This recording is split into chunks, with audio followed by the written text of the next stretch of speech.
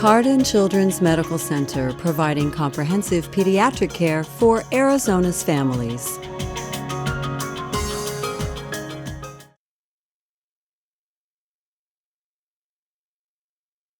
In some tropical species, the king and queen can live for as long as 70 years. During this time, the queen can produce approximately 30,000 eggs a day.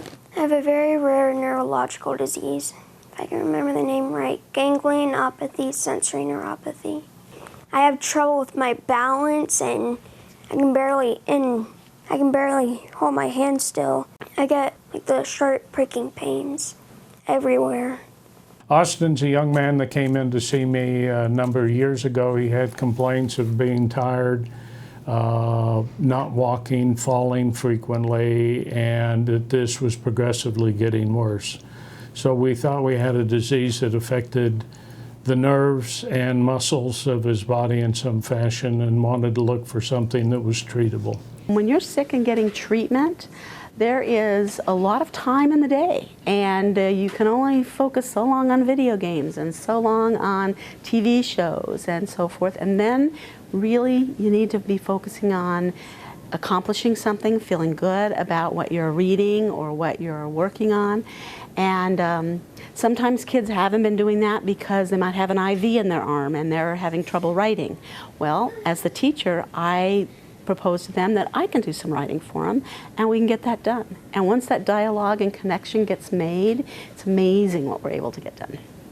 All right, well, let's take a look here. We have a lesson 3.7 that when a child is sick, they're having a lot of things done to them, and they are often feeling like they're not in control of much. However, the one thing they can still be in control of is their schooling.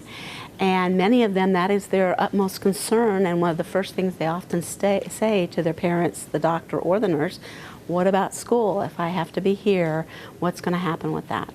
So that is one of the reasons then that we're able to be there to help them and get them focused so that they're able to do the work that they need to do so they can go back to school when they're well. He has to be here a minimum of 6 hours. Sometimes we go longer. A lot of times we're in here almost 8 hours. Sometimes it used to be 4 times a week, 3. We got down to 1 for a long time, but then I went down really far, like got really sick and everything just dropped back down. So we went back to 3 and now we're back to 2. For a 6th grader, that's a really tough one. What I've heard from Austin over the last 2 years as I've worked with him has been that I want to be able to be with my peers, yet I need to be here. That makes me upset sometimes.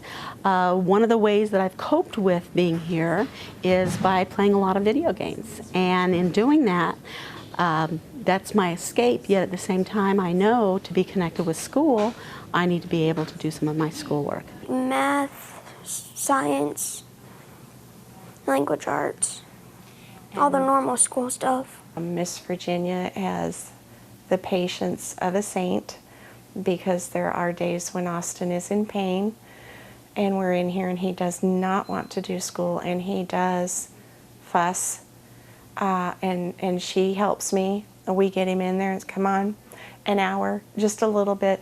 Okay, we've got 1 page down, how about we try another? Let's move to a different subject, because he needs to keep his mind going. He's intelligent, he's bright. He needs the school. Obviously, how he's going to do later in life is based on his education. And if he missed 40% of his education, he's not going to be very successful. And so this is very helpful to him. What I've found is that when a family is ready for us to be able to help them with their school, that is a positive thing for them, and they ask us then sometimes to help contact the school to get work, and other times they just want to know about what resources are available for their child who happens to be the patient here. And we can talk about how important it is to get something going so that we can communicate with school, because communication is the key. She helps me on stuff I don't understand, and it's just like, how could I not understand that? I feel like a weight has been taken off of my shoulders. I don't feel that I have to fight so much to get him a good education and to have someone understand that and say, no problem, we can do this. It's one thing for them to not have to worry about, to know that it's going to be okay, so that they can focus on their healing and eventually get to a norm for them as to what their schooling setting is going to be.